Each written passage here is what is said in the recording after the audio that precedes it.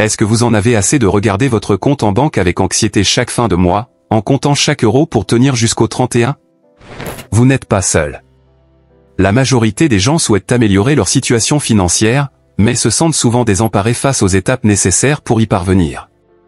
Peut-être que vous aussi, vous avez rêvé de ce moment où l'argent ne serait plus une préoccupation, où les choix de vie ne seraient pas dictés par vos finances. Alors, comment sortir de ce cycle et transformer votre situation? Comment passer de « je n'arrive pas à finir le mois » à « mes investissements couvrent mes dépenses » ? Pour atteindre cet objectif, il existe un parcours en plusieurs étapes.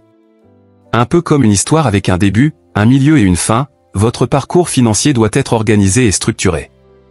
Et ce chemin, bien qu'il puisse sembler complexe, est à la portée de chacun, pour peu qu'on suive un plan en 10 étapes.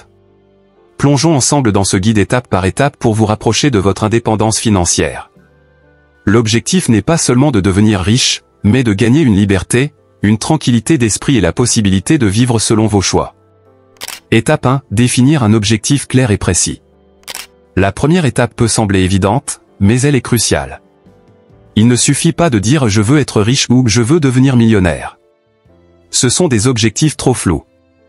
Au lieu de cela, définissez un objectif plus précis. Combien souhaitez-vous gagner chaque mois pour être serein? Quel est le montant que vous aimeriez avoir en épargne ou en investissement pour vous sentir en sécurité? Prenons un exemple, peut-être que votre objectif est de toucher un revenu passif de 3 000 € par mois grâce à vos investissements. Ou bien d'atteindre une somme de 500 000 € en placement pour garantir un avenir stable à votre famille. En définissant un objectif chiffré, vous donnez une direction claire à votre parcours financier. Sans objectif, c'est un peu comme naviguer sans boussole, vous avancez, mais sans savoir où vous allez vraiment.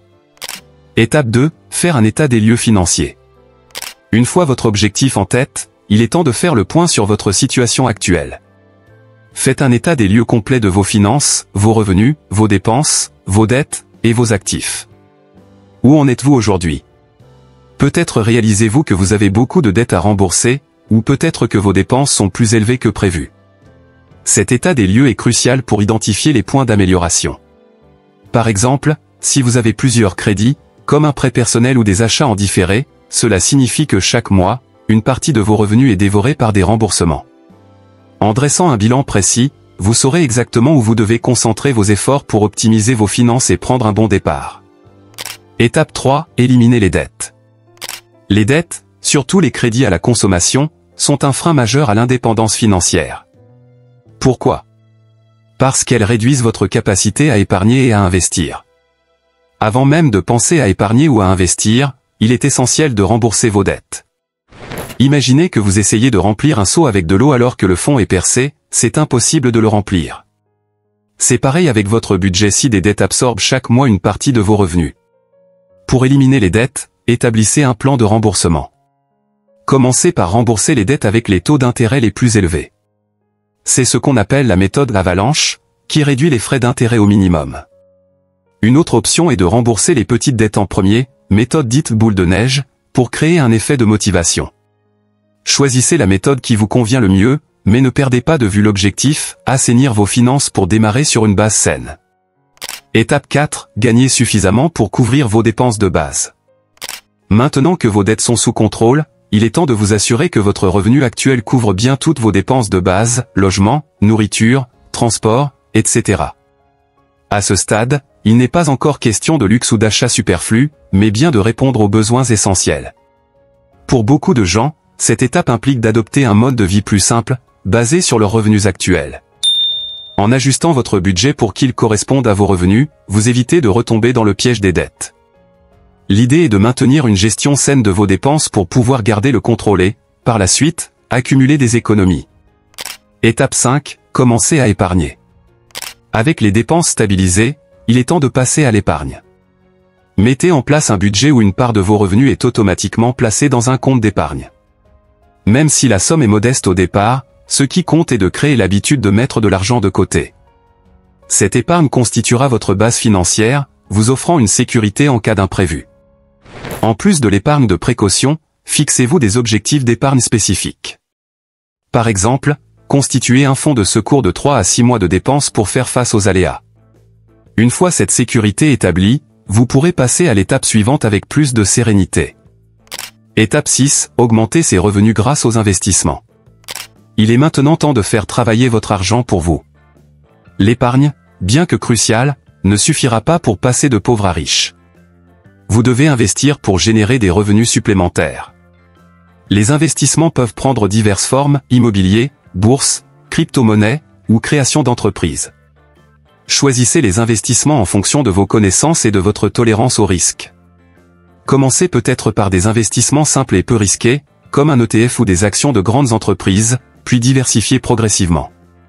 L'idée ici est de créer un flux de revenus passifs qui s'ajoute à votre épargne, un peu comme un moteur supplémentaire qui viendrait booster votre progression financière. Étape 7. Couvrir ses dépenses de base grâce aux revenus d'investissement. En continuant d'investir et de réinvestir, vous atteindrez une étape clé, celle où vos revenus d'investissement couvrent vos dépenses de base.